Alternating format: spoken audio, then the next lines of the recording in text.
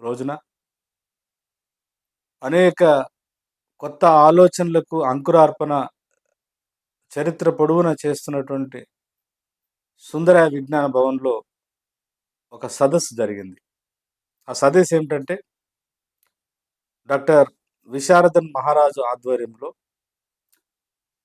తెలంగాణలో సామాజిక న్యాయాన్ని సాధించడం కోసం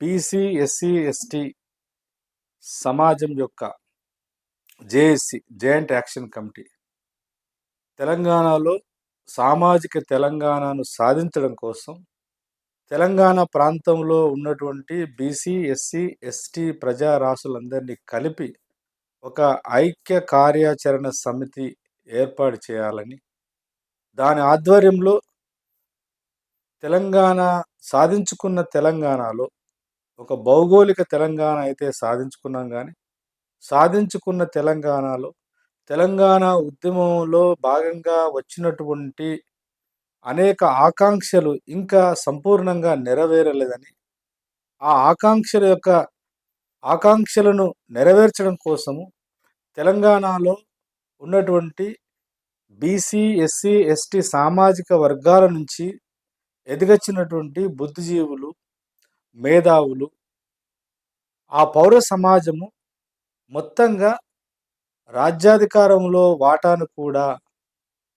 ప్రపోర్షనేట్ వాటాను కూడా పొందాలని, తెలంగాణ ప్రాంతంలో ఉన్నటువంటి బీసీ, ఎస్సీ, ఎస్టీల యొక్క జనాభా శాతం దాదాపు 90% ఉందని, ఈ 90% ప్రజలల్లో సంపూర్ణమైనటువంటి ఒక పొలిటికల్ లిటరసీని పెంపొందించాలని, రాజకీయ అవగాహనను పెంపొందించాలని, సాంస్కృతిక ఐక్యతను పెంచాలని, బీసీ, ఎస్సీల మధ్య, ఎస్సీ, ఎస్టీల మధ్య ఒక రాజకీయ ఐక్యతను, సామాజిక సమ్మిళిత సంస్కృతిని పెంపొందించాలని ఒక పెద్ద గురుతర బాధ్యతను మరొకసారి గుర్తు చేస్తూ తెలంగాణ సాధించుకున్న దాదాపు 10-12 సంవత్సరాల కాలంలో మళ్ళీ ఒక కొత్త రూపంలో జేఏసీ వచ్చింది.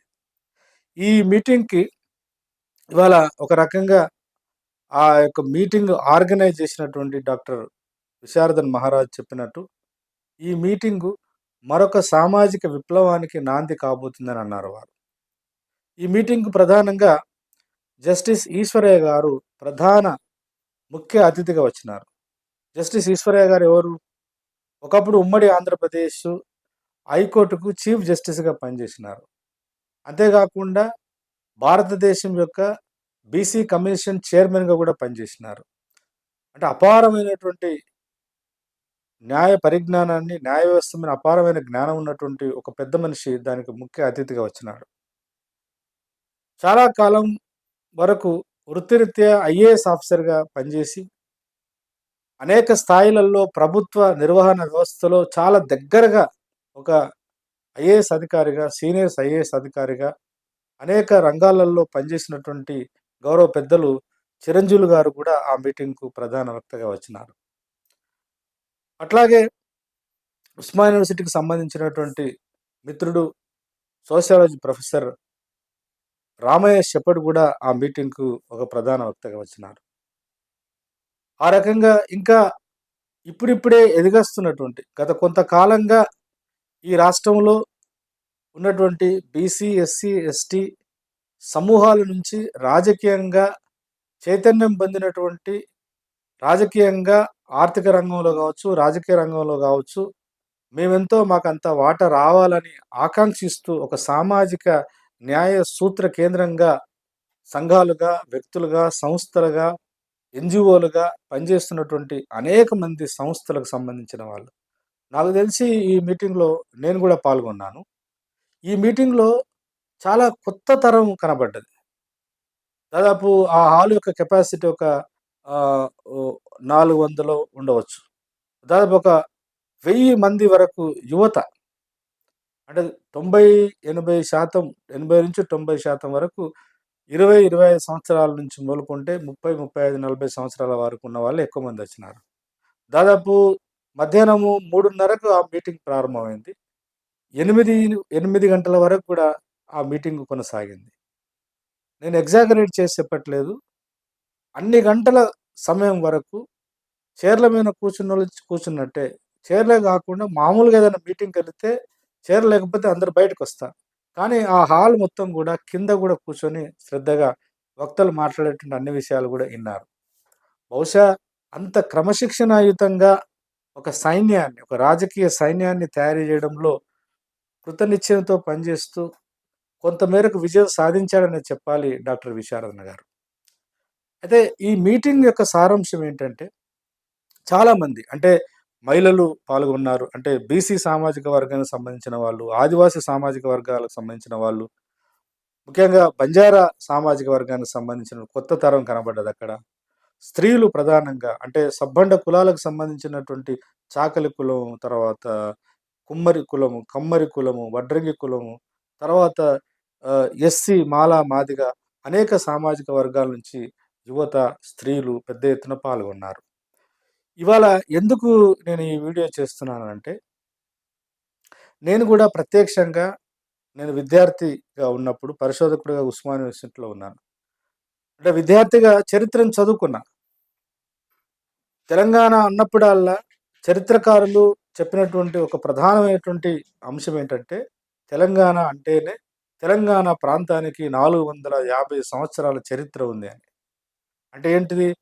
దాదాపు 400 లేదా 500 సంవత్సరాల కాలం నుంచి ఈ తెలంగాణ ప్రాంతం తనదైనటువంటి స్వయం ప్రతిపత్తితో కూడుకున్న రాజకీయాలను, సమాజాన్ని నిర్మించాలని నిరంతరం రకరకాల పద్ధతులు, రకరకాల స్థాయిలలో ఉద్యమాలు నిర్మించిందని దాని యొక్క చరిత్ర సారాంశం.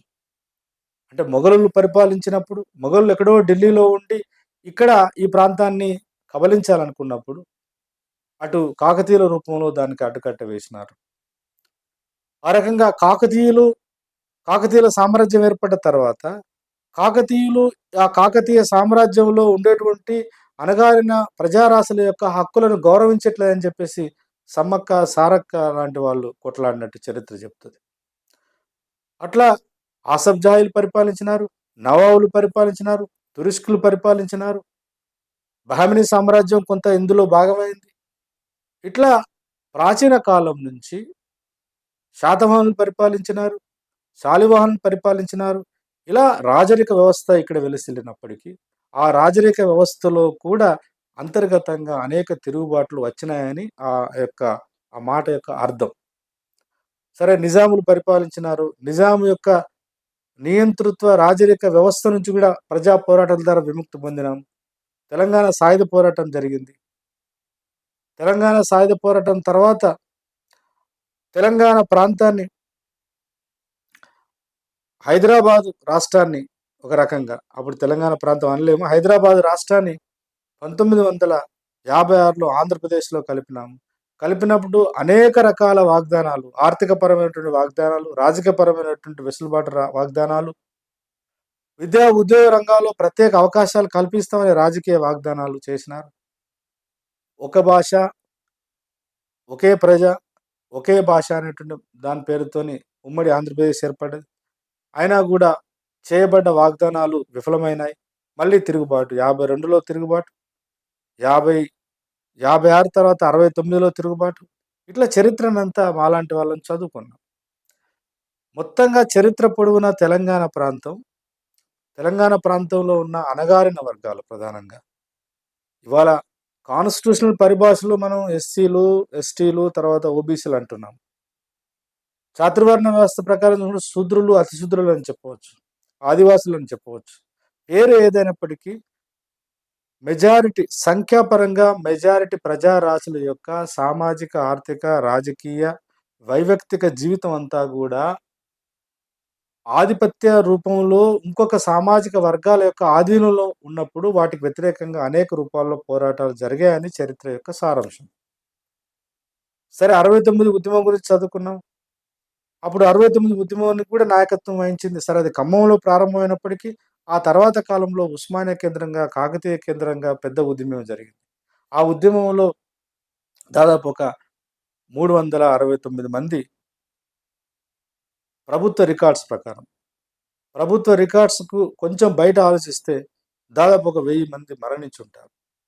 అట్లా త్యాగాలు చేస్తే, రక్తతర్పణం చేస్తే తెలంగాణ ఉద్యమం ఉవ్వెత్తున ఎగిసిపడ్డది.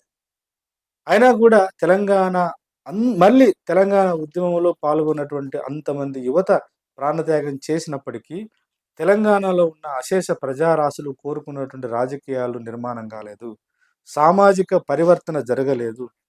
ఆర్థిక ఆర్థిక వ్యవస్థను సమాన సమానత్వం వైపు నడిపేయలేకపోయినారు ఈ పాలకులు. అందుకే మళ్ళీ 1984, 90లోనే మళ్ళీ తెలంగాణ ఉద్యమం ప్రారంభమైంది. అప్పటినుంచి మొదలుకుంటే నిధులు, నియామకాలు, ఆత్మగౌరవం అనేటువంటి ఈ 4 అంశాల కేంద్రంగా రెండోసారి తెలంగాణ ఉద్యమం జరిగింది. సరే, ఆ ఉద్యమంలో కొంచెము కవులు, కళాకారులు, మేధావులు, బుద్ధిజీవుల యొక్క త్యాగాల వల్ల, వాళ్ళు ఇచ్చినటువంటి స్ఫూర్తి వల్ల, వారు ఇచ్చినటువంటి మేధోపరమైనటువంటి జ్ఞానం ద్వారా అందరూ గ్రామీణ ప్రాంతాల నుంచి మొదలుకుంటే పట్టణ ప్రాంతాల వరకు సబ్బండ కులాలు ఆ ఉద్యమంలో భాగమై సకల జనులు ఒక్క తాటి మీదకొచ్చి జై తెలంగాణ అంటే ప్రభుత్వాలు దిగచ్చి తెలంగాణను ఒక ప్రత్యేక రాష్ట్రంగా ఏర్పరిచినారు. ఈ మొత్తం ఉద్యమ పరంపరకు ట్యాగ్ లైన్ ఏందనంటే నీళ్లు, నిధులు, నియామకాలు, ఆత్మగౌరవం. సాధించుకున్న తెలంగాణ కొత్త రాష్ట్రంగా ఏర్పడడం, నీళ్లు అంటే తెలంగాణ భౌగోళిక ప్రాంతానికి జీవధారలుగా సజీవ సాక్ష్యంగా ఉన్నటువంటి గోదావరి మరియు కృష్ణా నదీ పరివాహక ప్రాంతంలో రాజ్యాంగబద్ధంగా ఈ ప్రాంతానికి రావాల్సినటువంటి నీటి వాటా రావటం లేదని చెప్పేసి ఎంతోమంది బుద్ధిజీవులు దాని మీద సూక్ష్మమైన పరిశీలన చేసి వ్యాసాలు రాయడం ద్వారా, వాటి మీద పాటలు రాయడం ద్వారా సబ్బండ జనాలకు ఆ సమస్య అర్థమయ్యి గ్రామంలో ఉన్నటువంటి ప్రతి రైతు, ప్రతి బీద, ప్రతి సబ్బండ కులం కూడా దానిలో భాగం కావడానికి ఆస్కారం ఏర్పడేది. తెలంగాణ వచ్చింది. కొంతమేరకు ఈ ప్రాంతానికి, ఈ రాష్ట్రానికి రావాల్సినటువంటి నీటి వాటా విషయంలో కొన్ని లోపాలు ఉన్నప్పటికీ తెలంగాణకు రావాల్సినటువంటి వాటాను సాధించుకోవడంలో గత పాలకులు కొంత ప్రయత్నం చేసినారు. అది టీఆర్ఎస్ ప్రభుత్వం చేసినటువంటి మాట వాస్తవం. చరిత్రను చరిత్రగా గౌరవిద్దాం. అయితే సంపూర్ణంగా అదేమి విజయవంతం కాలేదు. సరే, నీళ్ళైతే ఈ ప్రాంతానికి వచ్చినాయి, కానీ వచ్చినటువంటి నీళ్లు ఆనకట్టలు కట్టినారు. ఇప్పుడు కాళేశ్వరం లాంటి ప్రాజెక్టు కట్టినారు. తర్వాత మహబూబ్నగర్ జిల్లాలో పెద్ద ప్రాజెక్టే కడుతున్నారు. ఆ రకంగా చిన్న చిన్న డ్యామ్లు కూడా వచ్చినాయి, చిన్న చిన్న ప్రాజెక్టు కూడా వచ్చినాయి. ఇవన్నీ వచ్చి అటు గోదావరి, ఇటు కృష్ణా జలాలు తెలంగాణ ప్రాంతానికి రావాల్సిన వాటా మేరకు మనం ప్రాజెక్టులు అయితే కట్టుకోగలిగినాం, కానీ ప్రాజెక్టులోకి నీరు తీసుకురాగలుగుతున్నాం, కానీ వచ్చినటువంటి నీరు ఏ జీవరాశుల, ఏ ప్రజారాశుల యొక్క భూముల్లోకి అది నీరుగా వస్తుంది, పంట పొలాలకు నీరుగా వస్తుంది అనేది కూడా ఇప్పటికి ఒక పెద్ద క్వశ్చన్ మార్క్.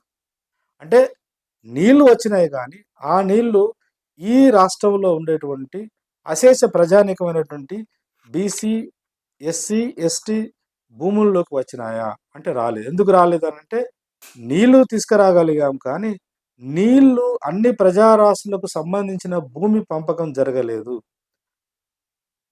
తెలంగాణ సాయుధ పోరాటం భూమి కోసమే జరిగింది. నక్సలైట్ ఉద్యమం కూడా ఒక రకంగా భూమి కోసం, భుక్తి కోసం, విముక్తి కోసమే జరిగింది. అంటే అటు ఆదివాసి ప్రజలకు భూమి మీద హక్కులు లేవు. కొన్ని వేల సంవత్సరాలుగా భూమితోనే జీవితం కొనసాగించినటువంటి మాలా మాదిగా ఎట్టి కులాలకు భూమి మీద హక్కు రాలేదు. అంటే భూమిని మాత్రమే నమ్ముకొని పొద్దున లేచినప్పటి నుంచి రాత్రి పడుకునేంత వరకు దాకా ఆ భూమి మీదనే పొరలాడినటువంటి ఈ బీదా బిక్కి జనాలకు ఆ భూమి మీద అవకాశం లేకుండా పోయింది. ధరణి పేరుతోని అంతకుముందు భూ సంస్కరణ నేపథ్యం కావచ్చు, లేదంటే విప్లవ ఉద్యమాల యొక్క ప్రభావం ద్వారా కావచ్చు, ఎంతో కొంత భూములు పంచబడితే ఆ పంచబడ్డ భూముల్ని మళ్ళీ తిరిగి శాసనబద్ధంగా, చట్టబద్ధంగా మళ్ళీ ఉన్నత సామాజిక వర్గాలకు సంబంధించిన భూస్వాములకు అప్పజెప్పేటువంటి ఒక పెద్ద బృహత్తర ప్రణాళిక రచించింది గత ప్రభుత్వం. నీళ్లకు సంబంధించిన కొంత ప్రక్రియ ముందుకు పోతున్నట్టు కనబడుతున్నా ఆ నీళ్లు సబ్బండ కులాల యొక్క భూములు లేకపోవడం వలన దానిలో కూడా ఆశించినటువంటి సామాజిక న్యాయం జరగలేదని మనం చెప్పవచ్చు. నిధుల విషయానికి వద్దాం. నిధులు ఈ ప్రాంతంలో ఉండేటువంటి ప్రతి తెలంగాణ పౌరుడు చెల్లించేటువంటి పన్నుల రూపంలో వస్తున్నటువంటి బడ్జెట్ నిధులు ఈ ప్రాంతం మీదనే ఖర్చు పెట్టాలి. ఖర్చు పెడుతున్నారు కూడా. కానీ ఖర్చు పెడుతున్న దాంట్లో ప్రభుత్వాలు రచించి ఇంప్లిమెంట్ చేసినటువంటి సంక్షేమ పథకాలు కావచ్చు, అభివృద్ధి పథకాలు కావచ్చు, ఇవన్నీ కూడా తద్వారా వచ్చేటువంటి ప్రత్యక్షంగా, పరోక్షంగా వచ్చేటువంటి లాభాలు ఎవరు పొందారంటే, మళ్ళీ రియల్ ఎస్టేట్ వ్యాపారం చేసినటువంటి కాంట్రాక్టర్లు ఎవరు ఈ రాష్ట్రంలో? మళ్ళీ ఉన్నత సామాజిక వర్గాలకు సంబంధించిన వాళ్ళే. ఇంకొంచెం ముందుకెళ్ళి చెప్పాలంటే, అసలు ఈ ప్రాంతంతో సంబంధం లేనటువంటి బడా పారిశ్రామికవేత్తలు, బడా పెట్టుబడిదారులకు, బడా రియల్ ఎస్టేట్ వ్యాపారులకే లక్షల కోట్ల రూపాయలు దోసిపెట్టినటువంటి సందర్భం గూడా మన కళ్ళ ముందు ఉన్నటువంటి చరిత్ర. నియామకాలు. దీని గురించి మనం ఎంత తక్కువ మాట్లాడుకుంటే అంత మంచిది. అసలు ఉద్యమంలో ఉవ్వెత్తున ఎగిసిపడ్డటువంటి యువత అంతా గూడా రేపు తెలంగాణ వస్తే మాకు ఉద్యోగాలొస్తాయని అక్రమంగా, అన్యాయంగా తెలంగాణ ప్రాంతానికి రావాల్సినటువంటి, తెలంగాణ యువతకు రావాల్సినటువంటి 2,50,000 ఉద్యోగాలు తెలంగాణేతర ప్రాంత యువత ఆక్రమించిందని చెప్పి గదా! ప్రాణాలకు తెగించి ఉస్మానియా, కాకతీయ అన్ని విశ్వవిద్యాలయాల్లో ఉద్యమాలు నిర్మాణమైంది. రాజకీయ పార్టీలు విఫలమైనప్పుడల్లా ఉద్యమాన్ని భుజాన యేసుకొని లాఠీ చార్జీలు తిన్నది. రక్తం బారించింది. జైలు జీవితం గడిపింది. కానీ గత ప్రభుత్వం ఉద్యోగాల విషయంలో పెద్దగా పురోగతి సాధించలేదనేది వాస్తవం. సరే, గత ప్రభుత్వం పక్కన పెడితే, ఆత్మగౌరవం విషయాన్ని అన్ని రాజకీయ పార్టీలు చాలా నర్మగర్భంగా దాన్ని కనుమరుగు చేసి, దాన్ని భూస్థాపితం చేసే ప్రయత్నం చేస్తున్నాయి. కానీ ఉద్యమం ప్రారంభ దశలో, ఉద్యమం జరుగుతున్న దశలో వ్యక్తులుగా, సంస్థలుగా, ఆయా సంస్థలలో, ఆయా పార్టీలలో, ఆయా సంఘాలలో పనిచేసినటువంటి బీసీ, ఎస్సీ, ఎస్టీ ప్రజారాశి నుంచి వచ్చినటువంటి బుద్ధిజీవులు తెలంగాణ ఉద్యమం అంటే అస్తిత్వ ఉద్యమం అయినప్పటికీ, ఆ అస్తిత్వానికి ఆత్మగౌరవం లేకుండా, అస్తిత్వానికి రూపం లేదు, సారం లేదని వాదించిన వాళ్ళున్నారు. అట్లా ఆత్మగౌరవాన్ని తెలంగాణ ఉద్యమం నుంచి పూర్తిగా డిటాచ్ చేసేటువంటి ఒక ప్రయత్నం ఉద్యమం జరుగుతున్నప్పుడు జరిగింది. ఇప్పుడైతే మెల్లమెల్లగా ఆ చరిత్రను రసిస్తున్నటువంటి రచయితలు ఎవరు కూడా ఆత్మగౌరవం అనేటువంటి ప్రతీకను తెలంగాణ ఉద్యమానికి, దానికి అంటుపెట్టుకొని చూడడానికి ఇష్టపడట్లే. ఒక బ్రాడ్‌గా తెలంగాణ అస్తిత్వం అనంటే భాష, యాస, సంస్కృతి, జీవన విధానము, వీటిలో వివక్ష జరిగింది. కాబట్టి అక్కడ ఆత్మగౌరవం అన్నారు తప్ప, అంటే తెలంగాణ మరియు తెలంగాణేతర ప్రజలకు సంబంధించిన వైవిధ్యాన్ని ఆత్మగౌరవంగా చూశారు తప్ప, తెలంగాణలో భాగమైనటువంటి ఈ జీవరాశులలో, ఈ సమూహాలలో ఉండేటువంటి ఎస్సీ, ఎస్టీ, బీసీలకు, ఇతర ప్రజారాశులకు సాంస్కృతికంగా, ఆర్థికంగా, రాజకీయంగా ఉన్నటువంటి వైరుధ్యము, ఆ యొక్క గ్యాప్‌ను దాన్ని ఆత్మగౌరవ పోరాటంగా చూడడానికి ఇష్టపడట్లేదు పాలకులు. కాబట్టి ఇవాళ ఈ నీళ్లు, నిధులు, నియామకాలు, ఆత్మగౌరవం అనేటువంటి ఈ 4 ప్రధానమైనటువంటి ఉత్ప్రేరకాల కేంద్రంగా జరిగిన తెలంగాణ ఉద్యమం, తెలంగాణ రాష్ట్రం అయితే సాధించుకున్నాం గానీ, రాజకీయ రంగంలో ఏ రకమైనటువంటి మార్పు లేదు. ఉదాహరణకు ఎందుకు ఈ జేఏసీ ఏర్పడవలసిన అవసరం ఏర్పడ్డది అనంటే, అందరము యునానిమస్‌గా అంగీకరించడానికి మమ్మల్ని అటువైపు ప్రోద్బలపరిచింది ఏంటంటే అంశం ఏంటంటే, రాజకీయంగా చూసుకుంటే ఇవాళ తెలంగాణ రాష్ట్ర శాసనసభలో 119 మంది ప్రజాప్రతినిధులుంటే, దాంట్లో రెడ్డి సామాజిక వర్గం వాళ్ళు 43 మంది ఉన్నారు. కానీ వాళ్ళ జనాభా కేవలం 5%. వెలుమలు 13% ఉన్నారు. ఆ సామాజిక వర్గం జనాభా 0.5%. ఆ రకంగా కమ్మలు నలుగురున్నారు. కమ్మలు వాస్తవానికి ఆంధ్ర ప్రాంతానికి సంబంధించిన వాళ్ళు. సరే, ఉమ్మడి ఆంధ్రప్రదేశ్ ఏర్పడ్డ తర్వాత వ్యాపారాల కోసం కావచ్చు, ఎక్కడెక్కడైతే శ్రీరామ్ సాగర్ ప్రాజెక్టు లేదా ఇతర ప్రాజెక్టులు, నీటి వనరులు ఎక్కడెక్కడైతే ఉన్నాయో అక్కడ వచ్చి స్థిరపడ్డటువంటి కమ్మలున్నారు. వాళ్ళ జనాభా కూడా తెలంగాణలో చాలా తక్కువ ఉంటది. వాళ్ళు నలుగురున్నారు. బ్రాహ్మణ సామాజిక వర్గం నుంచి ఒక్కరున్నారు. వైశ్య సామాజిక వర్గం నుంచి ఒక్కరున్నారు. ఆ రకంగా రెడ్డి, వెల్మ, కమ్మ, బ్రాహ్మణ, వైశ్య వీళ్ళందరూ ఉన్నారు.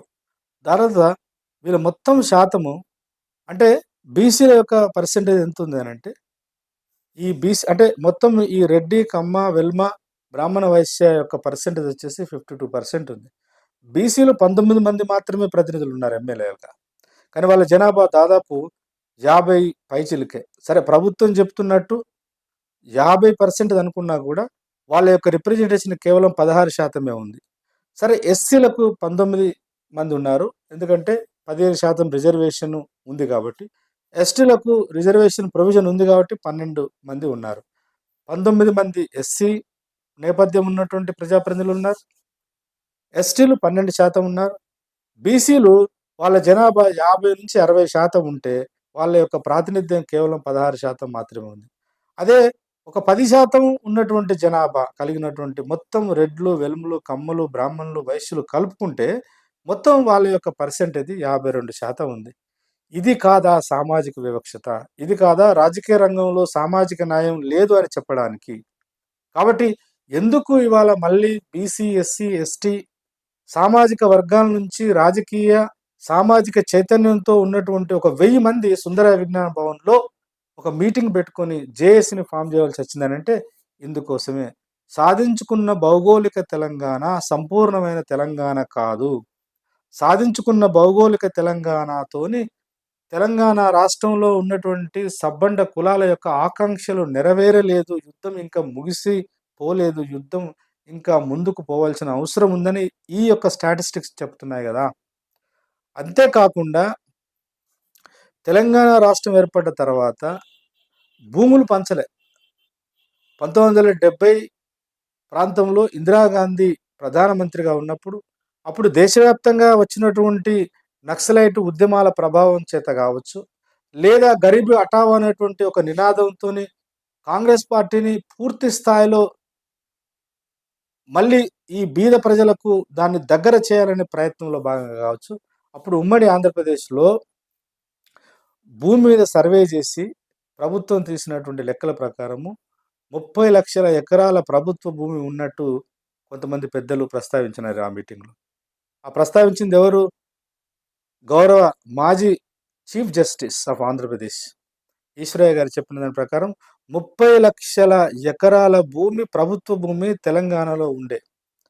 ఆ 30,00,000 ఎకరాల భూమిలో ఎంతో కొంత భూమిని పంచినారు. ఆ పంచిన భూమిలో మళ్ళీ సగానికి పైగా మన ధరణి అనేటువంటి ఒక పోర్టల్ తీసుకొచ్చి ఆ మొత్తం భూముల్ని కూడా గ్రామాలలో, మండలాలలో ఉన్నటువంటి మొత్తం భూములను కూడా ఎప్పుడో తాత ముత్తాతల నుంచి కర్ణములుగా పనిచేసిన వాళ్ళు వెల్మలుగా ఉన్నటువంటి భూస్వాముల చేతుల్లోకి మళ్ళీ తీసుకెళ్ళినాడు గౌరవ్ కేసీఆర్ గారు. కాబట్టి ఆర్థిక రంగంగా చూస్తే అన్ని ప్రైవేట్ హాస్పిటల్స్, స్కూల్స్ ఒక బిజినెస్ అయిపోయిందది. అటు రియల్ ఎస్టేట్ వ్యాపారం ఇవాళ మొత్తము ఒక హైదరాబాద్, రంగారెడ్డే కాదు. జిల్లా స్థాయిలలో, మండల స్థాయిలలో, ఈవెన్ గ్రామాలలో కూడా రియల్ ఎస్టేట్ వచ్చింది. రియల్ ఎస్టేట్ వచ్చి ఒక రకంగా ప్రభుత్వ పాలకులు ఏం చెప్తున్నారంటే, తెలంగాణ సాధించుకున్న తర్వాత ఒక ఎకరం భూమి లక్షలలో పలుకుతుంది. అది అభివృద్ధి కాదా అని చెప్పేసి గతంలో పాలకులు మాట్లాడినారు. ఇప్పుడు కూడా మాట్లాడుతున్నారు. అంటే అటు బీఆర్ఎస్ పార్టీ అయినా, వెలుమల ఆధిపత్యంలో ఉన్నటువంటి బీఆర్ఎస్ పార్టీ అయినా, రెడ్ల ఆధీనంలో ఉన్న కాంగ్రెస్ పార్టీ అయినా ఆర్థిక రంగాన్ని ఇంకా ప్రజాస్వామీకరించలేదు. ఎట్లాగూ సమాజం అంతా కూడా ఇంకా అపరిపక్వంగానే ఉంది. కుల వివక్షత ఉంది. అంటరాంతనం ఇంకొక రూపంలో బయలుదేరింది. విద్యా, ఉద్యోగ రంగాలలో ఈ ప్రజారాశులకు రావాల్సినటువంటి న్యాయమైన వాటా రాకుండా కూడా గత ప్రభుత్వం ఉద్యోగాలు వేయలేదు. ఈ ప్రభుత్వం ఎంతో కొంత ఉద్యోగాలేసి, ఆ ఉద్యోగాలలో ఈబీసీ పేరు మీద 10% జనాభా లేని అగ్రకుల పేదల పేరు మీద 10% రిజర్వేషన్లను కేటాయించి, ఆ రకంగా ఒక రాజ్యాంగం యొక్క మౌలిక స్వరూపానికి భిన్నమైనటువంటి రిజర్వేషన్ ప్రతిపాదించి దాన్ని అమలు పరుస్తుంది. సరే ఇదంతా పోను మెరిట్‌లోనైనా విజయం సాధిద్దామనేటువంటి కొన్ని సంవత్సరాలుగా హైదరాబాద్ కేంద్రంగా అశోక్ నగరు, తర్వాత ఇంకా రకరకాల ప్రాంతాలలో ఆర్టీసీ క్రాస్ రోడ్ దగ్గర చిన్న చిన్న రూములలో ఉండి చదువుకున్నటువంటి ఎస్సీ, ఎస్టీ, బీసీలకు సంబంధించిన యువత ఎగ్జామ్స్ రాస్తే అందులో మెరిట్‌గా తీయకుండా దానికి జీవో 29 తీసుకొచ్చి అక్కడ కూడా ఆర్డర్ ఆఫ్ మెరిట్ కాకుండా ఆర్డర్ ఆఫ్ చాతుర్వర్ణ వ్యవస్థను ఇంప్లిమెంట్ చేసిన ప్రభుత్వం రేవంత్ రెడ్డిది. మొత్తం ఓపెన్‌లో అంతా కూడా ఈ ఎస్సీ, ఎస్టీ, బీసీలు కాకుండా ఇతర సామాజిక వర్గాలు వచ్చే విధంగా ప్రణాళిక రచించినారు. ఆ తర్వాత పెద్ద ఎత్తున ఉద్యమం జరిగితే నాలుక ఖర్చుకొని ఫలితాలను ఇచ్చినప్పుడు మాత్రం బీసీలను, ఎస్సీలను, ఎస్టీలను ముందు వరుసలో పెట్టి చూయించి దాన్ని ఏదో అప్పటికప్పుడు సమస్య పరిష్కారం అయినట్టు చెప్పడం జరుగుతుంది. అంటే ఒక మాటలో చెప్పాలంటే సాధించుకున్న భౌగోళిక తెలంగాణలో సామాజిక సంస్కరణలు జరగట్లేదు. సామాజిక పరిణతి ఇంకా పరిఢవిల్లట్లేదు. రాజకీయ పరిపుష్టి, రాజకీయ ప్రజాస్వామీకరణ జరగలేదు. ఆర్థిక రంగం కూడా పూర్తిగా అగ్రవర్ణాలుగా చెప్పబడుతున్నటువంటి ఈ వెలమారెడ్డి ఇతర సామాజిక వర్గాల చెప్పు చేతుల్లోనే ఆర్థిక సహజ వనరులన్నీ వాళ్ళ చేతుల్లోనే ఉన్నాయి. కాబట్టి తప్పకుండా సాధించుకున్న తెలంగాణ మరింత మెరుగైన, మరింత ప్రజాస్వామికమైన, మరింత సామాజిక న్యాయం పునాదులుగా ఏర్పడేటువంటి తెలంగాణ కావాలి గాబట్టి బీసీ, ఎస్టీ, ఎస్సీ, ఎస్టీ బుద్ధిజీవుల ఆధ్వర్యంలో ఒక జేఏసీ ఏర్పడ్డది. ఈ జేఏసీ తప్పకుండా ఈ జేఏసీ ఆధ్వర్యంలో ఉద్యమ ఆకాంక్షలు రాబోయే కాలంలో నెరవేర్చడానికి మళ్ళీ గతంలో 10 సంవత్సరాల క్రితం ఎట్లయితే ఉద్యమం ఊరూరా, వాడవాడ, పల్లె పల్లెకు పాకిందో ఇవాళ ఆ అదే సిద్ధాంతాన్ని అంటే సామాజిక న్యాయం అనేటువంటి సిద్ధాంతాన్ని పాట రూపంలోకి తీసుకురావాల్సిన అవసరం ఉంది. అందుకోసం ఈ తెలంగాణ ప్రాంతంలో పుట్టి పెరిగినటువంటి సమాజాన్ని చాలా గొప్ప ఎత్తున ప్రభావితం చేసినటువంటి కవులు, కళాకారులు ఒక ఈ సామాజిక న్యాయ తెలంగాణకు ఒక సోదర శక్తిగా పనిచేయాల్సిన అవసరం ఉంది. బుద్ధిజీవులు, యూనివర్సిటీ ప్రొఫెసర్సు, కవులు, కళాకారులు, ప్రొఫెసర్సు, డాక్టర్సు, ఇంజినీర్సు ఆ మాటకొస్తే అందరూ ప్రభావితం చేసేటువంటి ఒక మరొక ఉద్యమాన్ని నిర్మించవలసిన అవసరం ఉంది. ఈ ఉద్యమం నిర్మాణంలో కొత్త యువత బయటకొచ్చింది. ఎంతో చైతన్యం పొంది, విద్యను అభ్యసించి, చైతన్యం పొంది, రాజకీయ అవగాహనతోని మా వాటా మేమెంతో మాకంత వాటా అనేటువంటి ఒక వాదన, ప్రజాస్వామిక వాదనను పెడుతూ ఇయాల బీసీ వాదం ముందుకొస్తున్నది. ముందుకొచ్చినటువంటి బీసీ వాదం ఎస్సీలను, ఎస్టీలను కలుపుకోవాల్సిన అవసరం ఉందని గూడా ఇవాళ ఈ జేఏసీ ద్వారా అక్కడ చర్చించడం జరిగింది. కేవలం రాజకీయపరమైనటువంటి అంటే రాజకీయంగా మేమెంతో మాకంత వాటా అనేటువంటి దానికి మాత్రమే పరిమితం గాకుండా ఎస్సీ, ఎస్టీ, బీసీల మధ్య కింది స్థాయి నుంచి పై స్థాయి వరకు, పై స్థాయి నుంచి కింది స్థాయి వరకు మానసిక పరమైనటువంటి ఒక మానవీయ సంస్కృతిని గూడా మనం నిర్మించాలనేటువంటి ఒక ఆలోచన గూడా చేయడం జరిగింది. ఈ తెలంగాణలో సామాజిక న్యాయ సాధన కోసం పూలే, డాక్టర్ బాబాసాహెబ్ అంబేద్కర్, మానేసి కాన్షీరాం వారి యొక్క తాత్విక బాటలో ఈ ఉద్యమం నడుస్తదని, తెలంగాణలో బీసీ, ఎస్సీ, ఎస్టీల యొక్క అస్తిత్వానికి ప్రతీకలుగా ఉన్నటువంటి చాకలి ఐలమ్మ, సమ్మక్క సారలమ్మలు, సర్వాయి పాపన్న, తర్వాత ఇక్కడ బీపీ మండల్.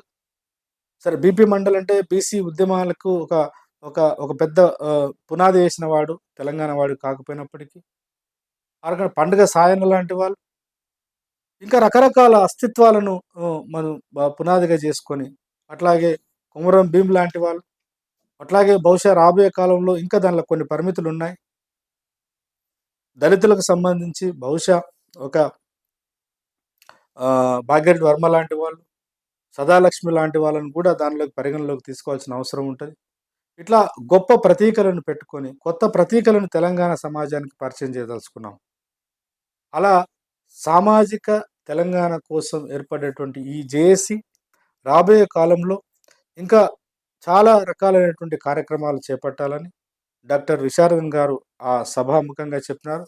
ఇవాళ ఏప్రిల్ 14వ తారీఖు నాడు ఆదిలాబాదు జిల్లా కేంద్రంగా 1,00,000 కిలోమీటర్ల ఆహ్, భూయాత్ర అనేటువంటి దాన్ని పెట్టుకొని వస్తున్నారు. దానిలో భాగంగా మళ్ళీ ఒక 10,000 కిలోమీటర్లు కాలినడకన ప్రయాణం చేస్తామని, ఈ జ ర మొత్తము దాదాపు 3 సంవత్సరాల కాలంలో జరిగేటువంటి ఈ మొత్తము రథయాత్రలో భాగంగా పల్లె పల్లెను ఆ రథయాత్ర ఆహ్, కొనసాగుతదని, గ్రామీణ ప్రాంతాలలో, పట్టణ ప్రాంతాలలో, మురికివాడల్లో ఉన్నటువంటి అశేష ప్రజానీకమైన బీసీ, ఎస్సీ, ఎస్టీ ప్రజల యొక్క నిజమైన సమస్యలను తెలుసుకోవడం, తెలుసుకున్న సమస్యలను రాజకీయ అస్త్రాలుగా మార్చి అధికారంలో ఉన్నటువంటి పాలకుల యొక్క దృష్టికి తీసుకురావడము, కొన్ని తక్షణమే పరిష్కారం కావాల్సిన వాటిని పాలకులు పరిష్కరించే విధంగా ఒక ఒత్తిడి తీసుకురావడం, అంతిమంగా రాబోయే కాలంలో ఈ బీసీ, ఎస్సీ, ఎస్టీల యొక్క రాజకీయ చైతన్యాన్ని నెరవేర్చి, రాజకీయ చైతన్యాన్ని అందించి రాబోయే కాలంలో అధికారంలో కూడా రెడ్లిలు 43 మంది కాకుండా, వెలుమలు 13 మంది కాకుండా, కమ్మలు నలుగురు కాకుండా వాళ్ళెంత జనాభా ఉన్నారో ఆ జనాభా తగ్గట్టు వాళ్ళ ప్రాతినిధ్యం ఉండే విధంగా, బీసీల యొక్క ప్రాతినిధ్యాన్ని 16% నుంచి 50% ఉండే విధంగా, ఎస్సీలది ఇప్పుడు 15% అంటున్నాం గానీ దాదాపు 18% ఇట్లా ఏ సామాజిక వర్గం యొక్క జనాభా ఎంత ఉందో ఆ జనాభాకు తగ్గట్టు if not proportionate representation at least adequate representation అయినా ఉండే విధంగా ఈ మొత్తం రిప్రజెంటేషన్లో కేవలం పురుషుల యొక్క ఆధిపత్యమే కాకుండా ఆయా సామాజిక వర్గాలకు సంబంధించినటువంటి స్త్రీల ప్రాతినిధ్యాన్ని కూడా మాతృస్వామిక నేపథ్యంలో ఉండేటువంటి ఆ నేపథ్యాన్ని కూడా పరిగణలోకి తీసుకోవాలని తీసుకుంటామని చెప్పేసి సభా నిర్వాహకులు డాక్టర్ విశారద గారు తెలియడం జరిగింది. నేను అంతెందుకు మాట్లాడుతున్నానంటే సామాజిక తెలంగాణ ఇప్పటికీ నెరవేరని ఆకాంక్షనే. మాలాంటి వాళ్ళకి మేము విద్యార్థి ఉద్యమంలో అప్పుడున్నాం. ఉస్మానియా కేంద్రంగా ఉద్యమానికి నాయకత్వం వహించినాం. లాఠీ దెబ్బలు తిన్నాం. తుపాకీ గుళ్ళకు దెబ్బలు తిన్నాం. తలలు పగలగొట్టుకున్నాం. జైలు జీవితం కూడా అనుభవించినాం. మాకొక హక్కు ఉంది. సాధించుకునే తెలంగాణ ఇంత బాధ్యత రాహిత్యంగా తెలంగాణను మారుస్తారని పాలకులు మేమెన్నడూ అనుకోలేదు. కాబట్టి పాలకుల యొక్క వాళ్ళ యొక్క సామాజిక, కుల మరియు వర్గ నేపథ్యంలో నుంచే ఈ పరిపాలన జరుగుతుంది తప్ప కులానికి, మతాలకు, వర్గాలకు అతీతంగా ఒక నిజమైన రాజనీతజ్ఞుడిగా అప్పుడు ఉన్నటువంటి ముఖ్యమంత్రి గారు గాని, ఇప్పుడు అధికారంలో ఉండి అధికారాన్ని చెలాయిస్తున్నటువంటి ఈ ముఖ్యమంత్రి గాని, వాళ్ళు చేసేటువంటి అవకాశాలు లేవని తేలిపోయింది. ఏదో ఒక మీటింగ్‌లో గౌరవ ముఖ్యమంత్రి గారు రేవంత్ రెడ్డి గారు మాట్లాడుతూ, తెలంగాణలో పాలకులంటే కేవలం రెడ్లు, వెలుమలు మాత్రమే. అధికార మార్పిడి అనేది రెడ్లకు మరియు పద్మనాయకులకు మాత్రమే ఉంటుంది తప్ప, మేము అధికారం చెలాయించడానికి మాత్రమే వచ్చినటువంటి జాతులము. ఈ తెలంగాణలో ఉన్న బీసీలు, ఎస్సీలు, ఎస్టీలు కేవలము అనుచరులుగా ఉండాలి తప్ప, మా అడుగుజాడల్లో నడవాలి తప్ప, మేము అవకాశాలు ఇస్తే వాటిని వాడుకోవాలి తప్ప, స్వతంత్రంగా, సార్వభౌమాధికారికంగా, ఒక సార్వత్రికంగా, ఒక ఇండిపెండెంట్‌గా, అటానమస్‌గా ఈ ఈ యొక్క సామాజిక వర్గాలు ఎదిగే ఆస్కారమే లేదనేటువంటి మాటను చాలా బాహాటంగా అన్నాడు. సరే, ఆయన యొక్క నమ్మకం, ఆయనకున్నంత స్పష్టత తెలంగాణలో ఉన్నటువంటి ఎస్సీ, ఎస్టీ, బీసీలకు లేకపోవడమే ఈ రాజకీయ బానిసత్వానికి కారణం.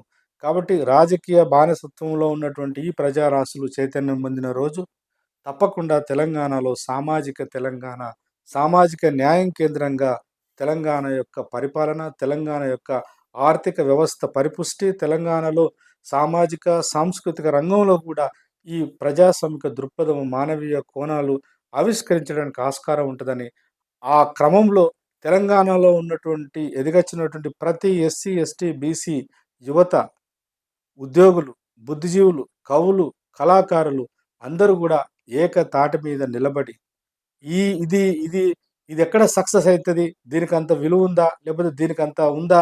లేపోతే ఒక విశారదని ఈ పని చేయగలుగుతాడా? లేపోతే ఇంకోరు చేయగలుగుతారా? ఈ ఈ కులాల మధ్య ఉన్నటువంటి అంతర్గత సమస్యలను ఏకరువు బెట్టి లక్ష్యాన్ని చిన్నగా జేసి మాట్లాడేటువంటి ఒక దుర్మార్గ వ్యవస్థ గూడా బహుశా రాబోవచ్చు. వీటన్నిటిని గూడా తలదన్ని, వీటన్నిటికిని కాదనుకొని, వీటన్నిటిని ఛేదించుకొని ముందుకు పోయేటువంటి ప్రయత్నం తెలంగాణలో ఎదిగొచ్చినటువంటి బీసీ, ఎస్సీ, ఎస్టీ బుద్ధిజీవులు పనిచేయాలి.